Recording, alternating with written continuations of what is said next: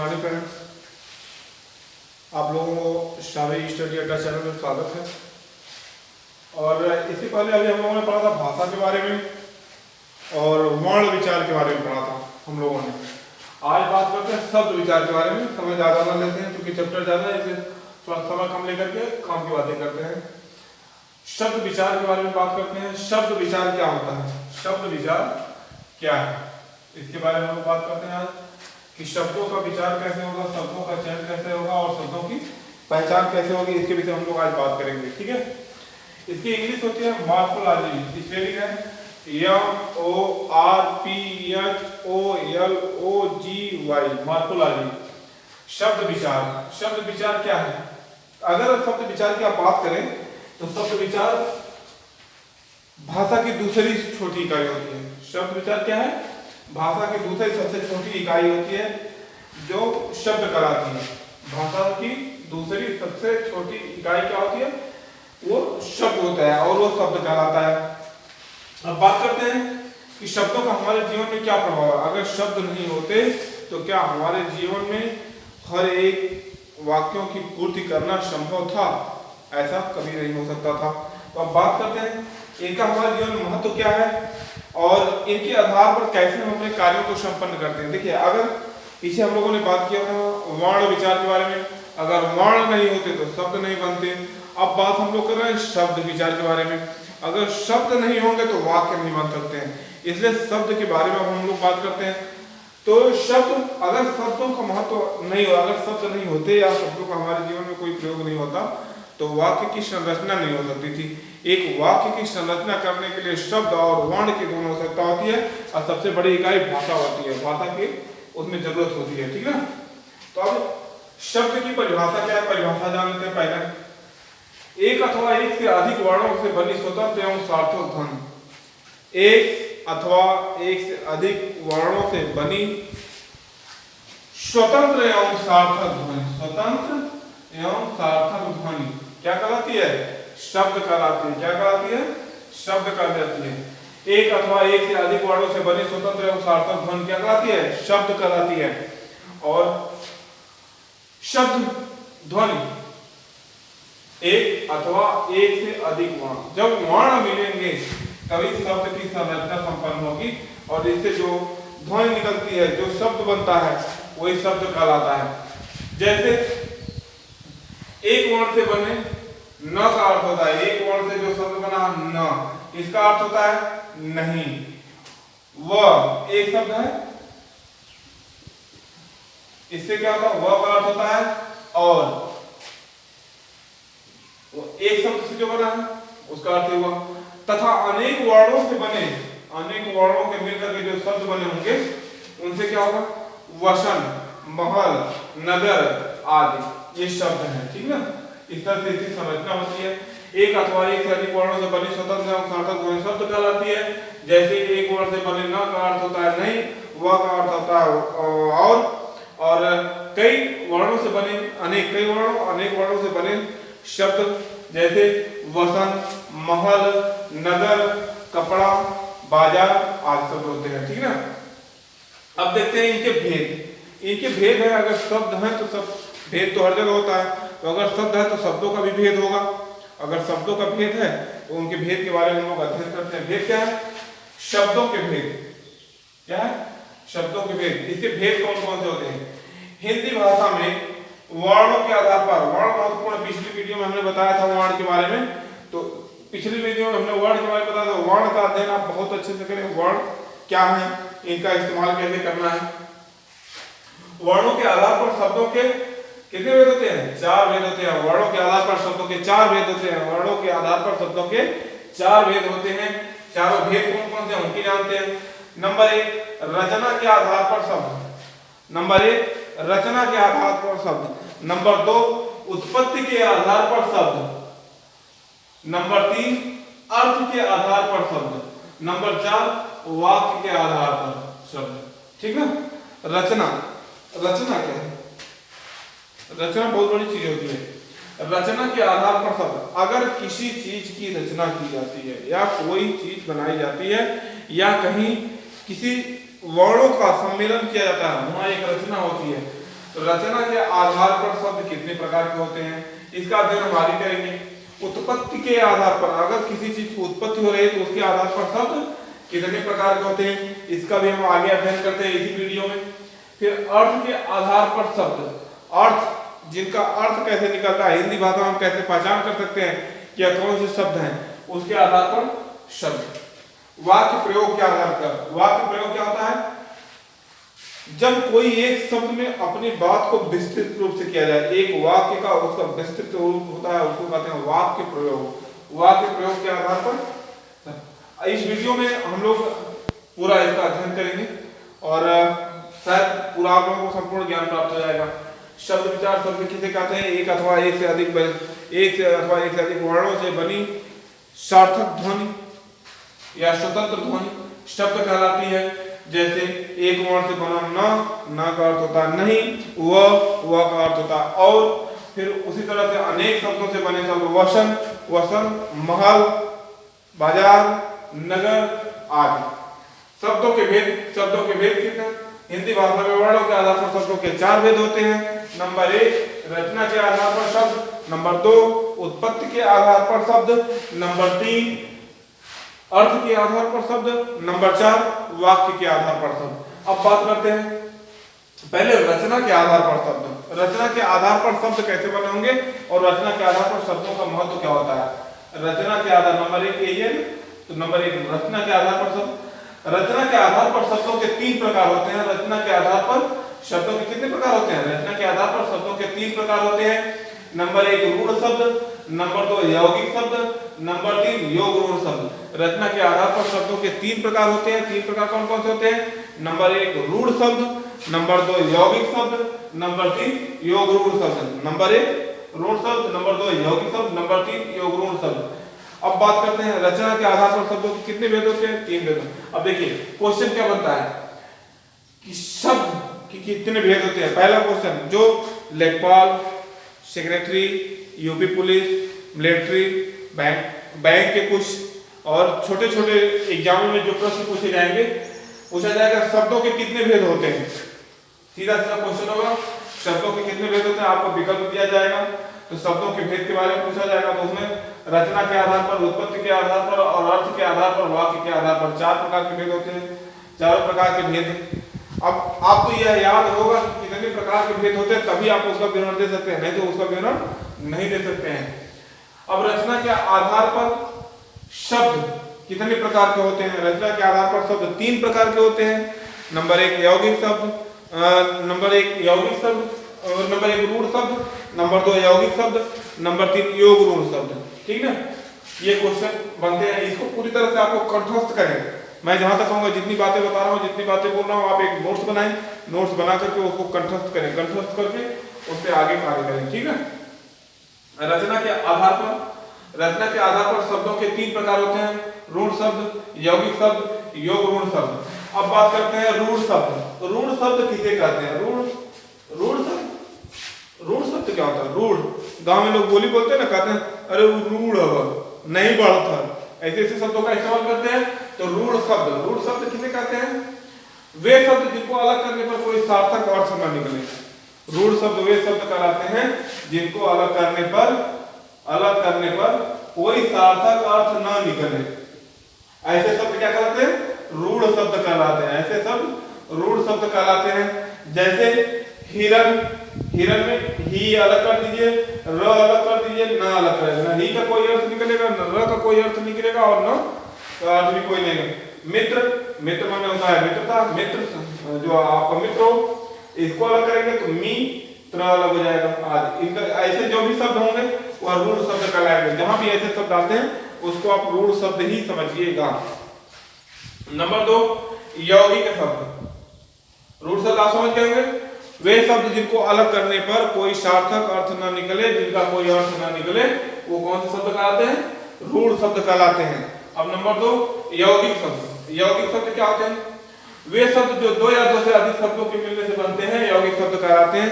वे शब्द जो 2 या 2 से अधिक शब्दों के मिलने से बनते हैं, यौगिक शब्द कहलाते हैं। जैसे वे शब्द जो 2 या 2 से अधिक शब्दों के मिलने से बनते हैं, यौगिक शब्द कहलाते हैं। जैसे धर्म, धनशाला बराबर धर्मशाला, दूध धन वाला बराबर दूध वाला, ऐसे आदि आएगा, ठीक ना। जहां पे आए ऐसे आदि शब्द आएंगे, ठीक। धर्मशाला, गौशाला, दूध वाला, गाय वाला, इस प्रकार के तमाम शब्द आएंगे, ठीक ना। अब बात करते हैं नंबर 3 योग ऋण शब्द। योग ऋण शब्द कौन से शब्द कहलाते हैं? योग ऋण शब्द ऐसे शब्द जो दो या दो से अधिक शब्दों के मिलने से बने हों। ऐसे शब्द जो दो या दो से अधिक शब्दों के मिलने से बने हों पर किसी विशेष अर्थ को प्रकट करते हों, किसी विशेष अर्थ को दर्शाते हों। योग ऋण शब्द ऐसे शब्द जो दो या दो से अधिक शब्दों के मिलने से बने हों पर किसी विशेष अर्थ को दर्शाते हैं, माने कुछ उसका विशेष अर्थ निकलता हो, दर्शाते हैं, वे क्या कहलाएंगे? योग ऋण शब्द कहलाते हैं। कैसे शब्द कहलाते हैं? योग ऋण शब्द कहलाते हैं। जैसे जलज, जल धन जल, विशेष अर्थ क्या होगा? कमल। इस तरह से तमाम प्रकार के आएंगे, इस तरह से तमाम प्रकार के अर्थ निकलते चले जाएंगे। आप शब्दों पर ध्यान दीजिए किस तरह से उनका अलग किया जाए। जैसे जल धन जल, दोनों का जल का अर्थ पानी होगा, जल का अर्थ कुछ नहीं होगा, लेकिन यह शब्द जब इस्तेमाल किया जाएगा तो किस चीज के लिए?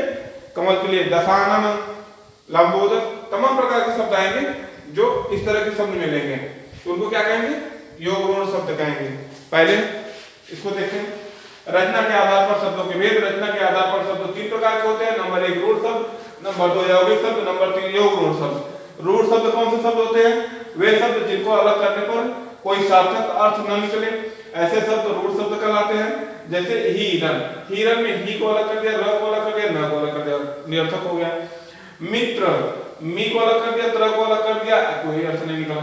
नंबर 2 यौगिक शब्द, वे शब्द जो दो या दो से अधिक शब्दों के मिलने से बनते हैं, यौगिक शब्द कहलाते हैं।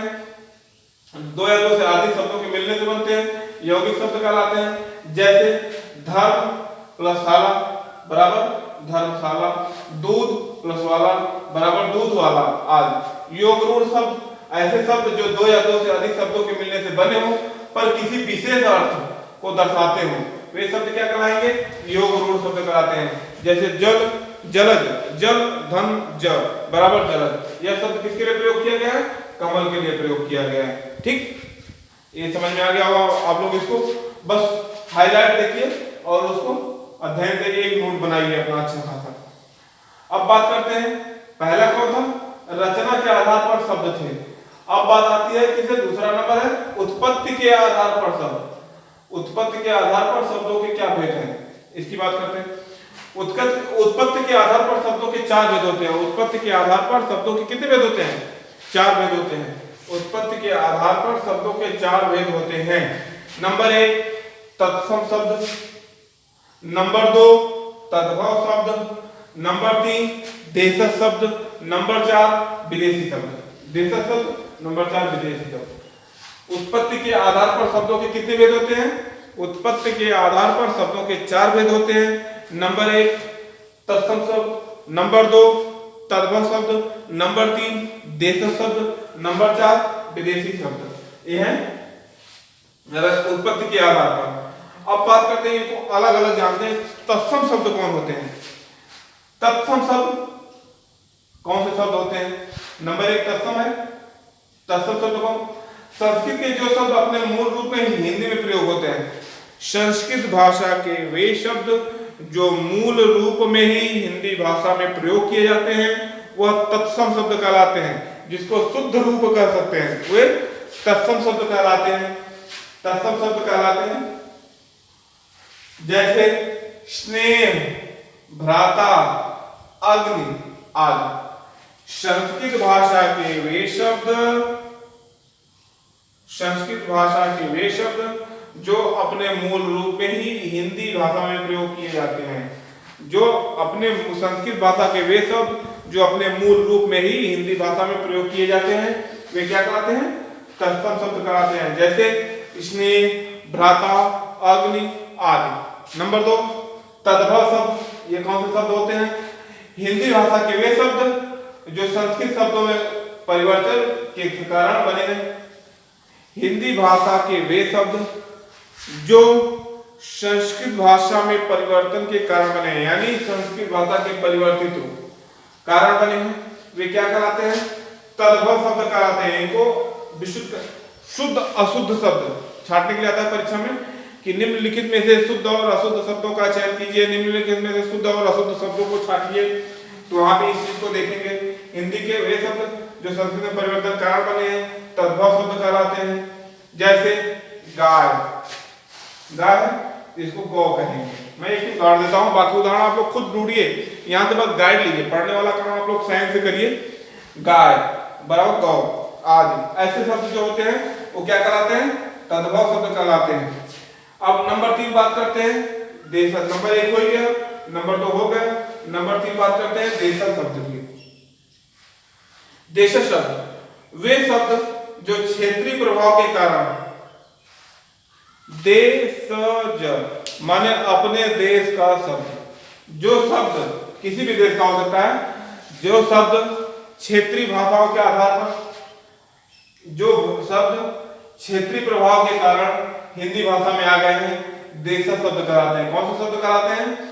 जैसे क्या होता है कि कुछ ऐसी बोलियां नहीं, जैसे अवधी की बात करते हैं, बुंदेलखंडी की बात करते हैं और भोजपुरी की बात करते हैं, तमाम प्रकार की ऐसी बोलियां थी जो एक अपने क्षेत्रीयता के कारण जानी जाती थी, और क्षेत्रीयता के कारण अगर जानी जाती थी तो फिर वो अपने प्रभाव में आई, अपने प्रभाव में आई तो उनका एक रूप हो गया। जैसे कहा जाता है मिर्जापुरी, बुंदेली, खड़ी, भोजपुरी, तमाम प्रकार की बोलियां होती हैं, वो क्या होती है? देशज से ही बनी होती है।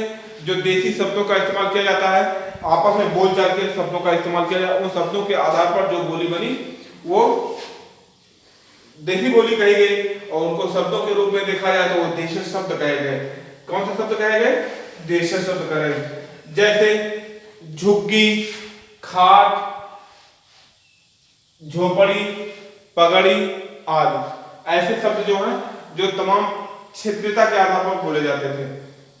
नंबर 4 विदेशी शब्द। विदेशी शब्द कौन से शब्द थे? हिंदी में अनेक शब्द ऐसे हैं जो विदेशी भाषा के प्रभाव के कारण उत्पन्न हुए।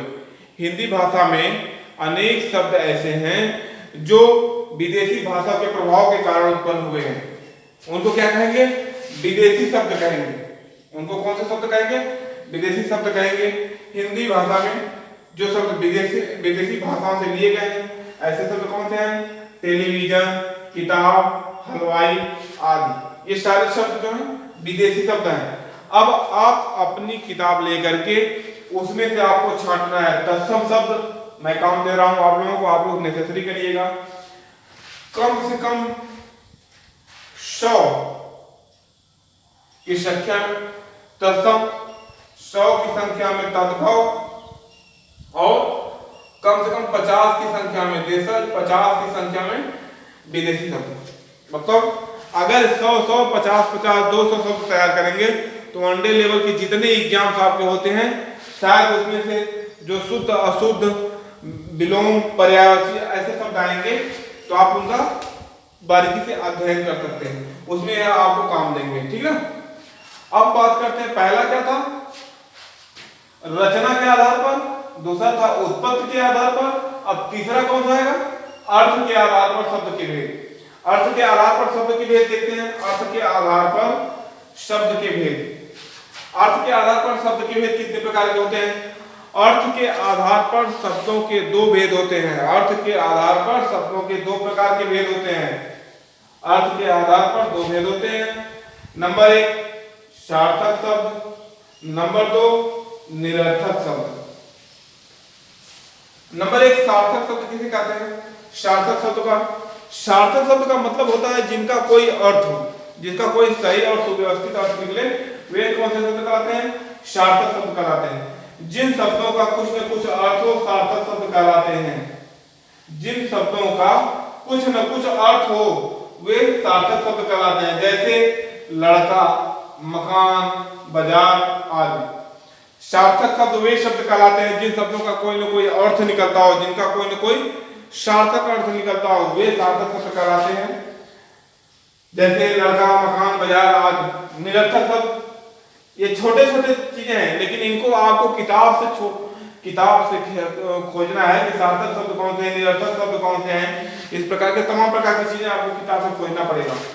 वीडियो में तो बस एक आपको गाइड किया जा सकता है, बताया जा सकता है, लेकिन मेन खोजने का काम आपको किताब से ही करना पड़ेगा। निरर्थक शब्द वे शब्द जिनका कोई अर्थ नहीं होता है, माने ऐसे शब्द जिनके टुकड़े किए जाएं फिर भी उनका कोई अर्थ न निकलता हो, वे शब्द क्या कहलाते हैं, निरर्थक शब्द कहलाते हैं। जिन शब्दों का कोई अर्थ नहीं होता है वे निरर्थक शब्द कहलाते हैं, जैसे रोटी वोटी, पानी वानी आदि। अच्छा, अब बोलचाल की भाषा में देखते हैं सार्थक शब्द कौन से होते हैं। मैं एक एग्जांपल देता हूं, बोलचाल की भाषा में सार्थक शब्द देखते हैं, बाजार, खाना, नहाना, मुझे बाजार जाना है, मुझे पढ़ना है, मुझे नाचना है, तमाम प्रकार के शब्द होंगे, वे सार्थक शब्द होंगे। अच्छा, निरर्थक शब्द आप देखते हैं कैसे लोग बोलते हैं, घरों में आमतौर पर बोलते हैं, क्या बोलते हैं, अरे पानी वानी मिली, मिठाई उठाई खाए की मिली।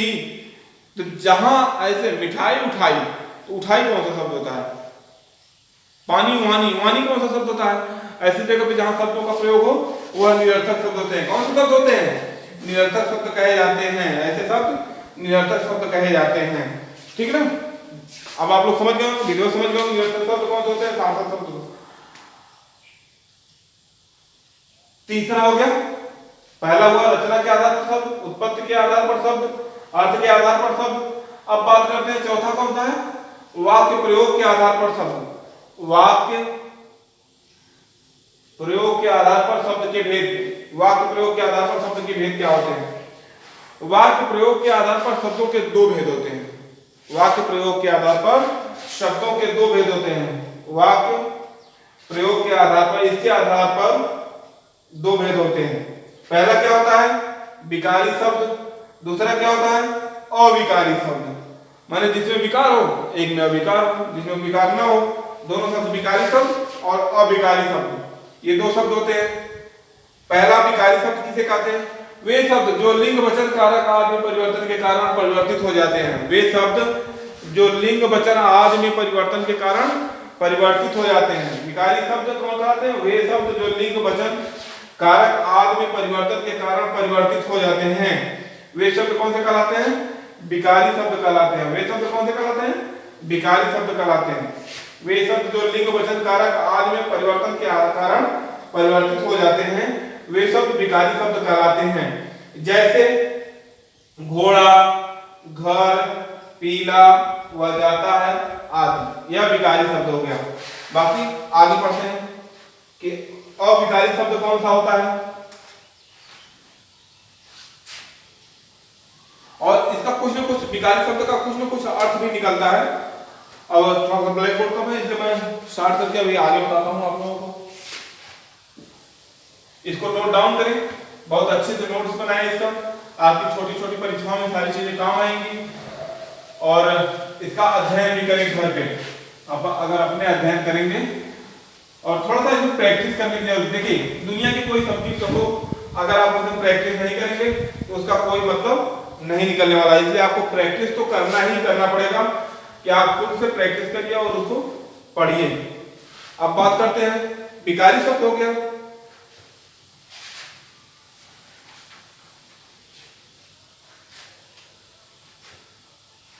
वाक्य प्रयोग के आधार पर शब्दों के भेद, इसके आधार पर दो शब्द हुए, विकारी शब्द हुआ और अविकारी शब्द हुआ।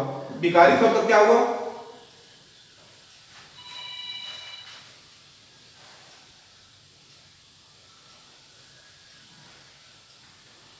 आपने पढ़ा अर्थ के आधार पर, अर्थ के आधार पर भेद हो गए, और फिर वाक्य प्रयोग के आधार पर भेद हो गए, और विकारी शब्द हो गया। और अविकारी शब्द क्या होता है, नंबर 2,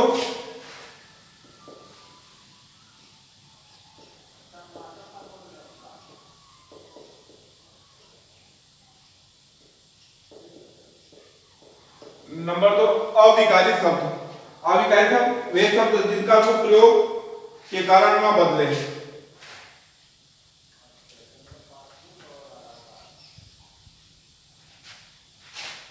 अविकारी शब्द वे शब्द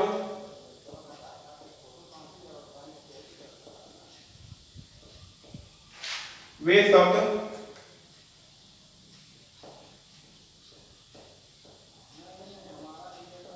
जिनका रूप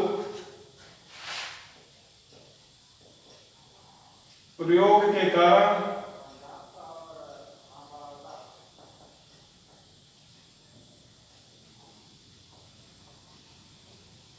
न बदले। वे शब्द जिनका रूप प्रयोग के कारण न बदले या न बदल सके, न बदले या न बदल सके, वे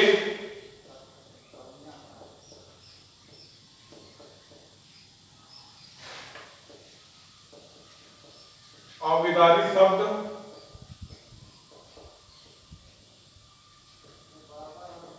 कहलाते हैं। वे शब्द जिनका रूप प्रयोग के कारण न बदले, वे शब्द जिनका रूप प्रयोग के कारण न बदले, वह क्या कहलाते हैं? अविकारी शब्द कहलाते हैं। जैसे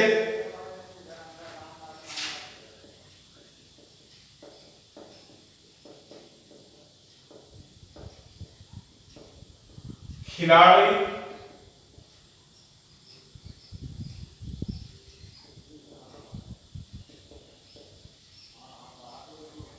तेज दौड़ता है।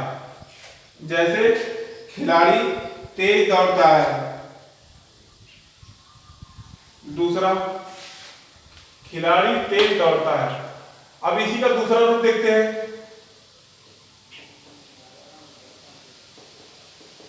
खिलाड़ी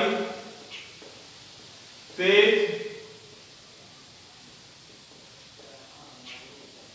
दौड़ते हैं।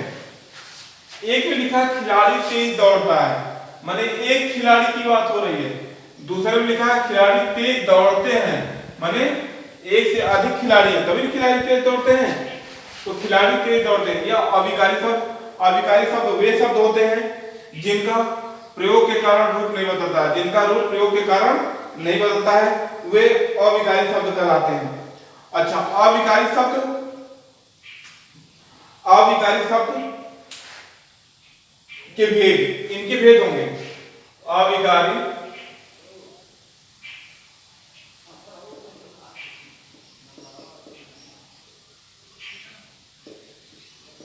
अविकारी शब्द चार प्रकार के होते हैं। कितने प्रकार के होते हैं? चार प्रकार के होते हैं। अविकारी शब्द चार प्रकार के होते हैं। नंबर 1 क्रिया विशेषण,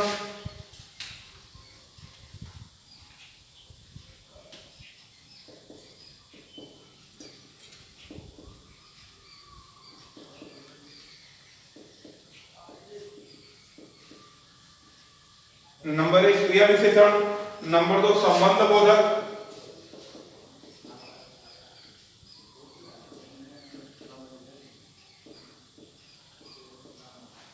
नंबर 2 संबंध बोधक, नंबर 3 समुच्चय बोधक,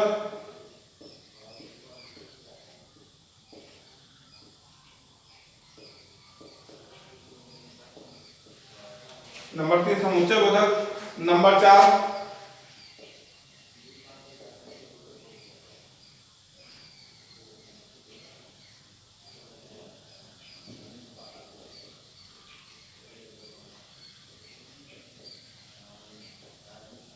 विस्मयार्थ बोधक।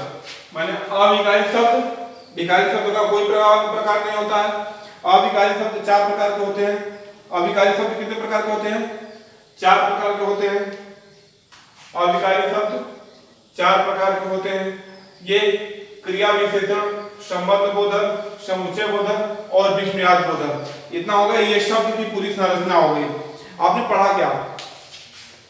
शब्द कैसे बने उसके बारे में पढ़ा और इसकी पूरी की जानकारी आप लोगों को हो गई। विकारी शब्द हो गया और अविकारी शब्द हो गया। यह शब्द का पूरा व्यवहार आपका कंप्लीट व्यवहार हो गया। शब्द का, शब्द की संरचना पूरी तरह से आपकी कंप्लीट हो गई। अच्छा, अब आपने इसमें देखिए कुछ चीजें आपको ऐसी एक्स्ट्रा करनी है कि जिन चीजों को आप कभी सोचते नहीं होंगे। सोचते क्या होंगे? जैसे देखिए एक्स्ट्रा आपको क्या करना है, पहले तत्सम शब्द, तद्भव शब्द, ये सब आपको याद होने चाहिए। जब तक आपको याद नहीं होंगे तब तक आप कंपटीशन नहीं दे सकते। कंपटीशन में शब्दों का चयन नहीं कर सकते, आप अच्छे विकल्पों का चुनाव नहीं कर सकते हैं। तो यह पोर्शन आपका पूरी तरह तैयार होना चाहिए और इस पोर्शन से आपको कम से कम तो 5 क्वेश्चन मिलेंगे। ठीक ना। अब 5 क्वेश्चन आपको अपने से छांटना है, प्रैक्टिस आपको अपने से करनी है, अपने से छांट करके अपने से करके तब उसको संपन्न करना है। अगर आप उसको करेंगे तो आपके लिए बेहतर होगा। अब इसके अगली कड़ी में चलते हैं। अब शब्द में जो भाषा हो गई, वर्ण हो गया, शब्द हो गया, अब वाक्यों पे बात करेंगे और अन्य चीजों बात करेंगे और थोड़ा सा व्याकरण के अंदर हम लोग घुसने का प्रयास करते हैं। ये सारी चीजें कंप्लीट हुई। अगर आप लोग बस आज की वीडियो में सिर्फ इतना ही, फिर अगली वीडियो में हम आप लोगों को संपूर्ण जानकारी देंगे। जिस चीज को लेके आएंगे बेसिक लेवल से भी लेके आएंगे, फिर आगे और आपको बढ़ाते चले जाएंगे। आगे एक नई नई जानकारी आपको हम देते रहेंगे। बस इतना कहेंगे, अगर आपको वीडियो अच्छी लग रही है तो आप वॉच करिए, दूसरे को शेयर करिए, लाइक करिए और कमेंट बॉक्स में कमेंट करिए। कमेंट जो चीज आपके न समझ में आई हो उसको आप पूछिए, या कोई त्रुटियां समझ में आ रही है तो उसको आप कमेंट बॉक्स में कमेंट करके बताइए। धरती का कोई व्यक्ति विद्वान व्यक्ति नहीं होता, सभी लोग बस एक जानकार होते हैं, एक दूसरे की टीचिंग का काम कर सकते हैं। इसलिए आप लोग इसका विशेष ध्यान दीजिएगा, ठीक है। ओके, थैंक यू, बेस्ट विशेष आप लोगों के लिए, धन्यवाद।